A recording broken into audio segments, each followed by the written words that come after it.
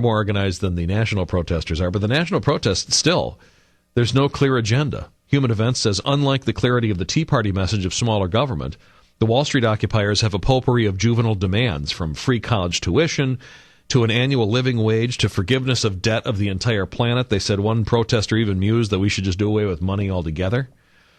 They say you got all these celebrities showing up, a lot of them arriving in limos, not even seeing the irony in that. Tim Robbins, Susan Sarandon, Michael Moore, Roseanne Barr.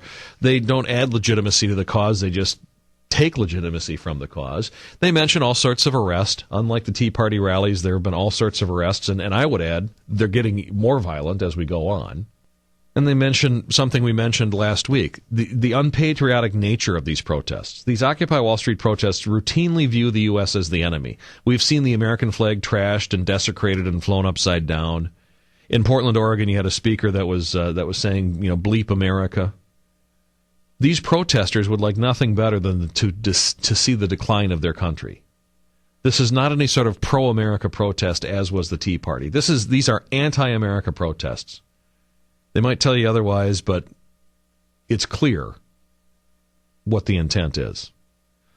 And this is a group that, I would remind you again, is backed by extremist groups. It's obviously a socialist movement, but this movement has been praised by and endorsed by the American Nazi Party and Communist Party USA. Now we learn they're in bed with a group that has ties to Hamas and claims that they have ties to Iran and Venezuela and boast about it. This is an anti-American movement. Who wants to be associated with this other than extremist wingnuts?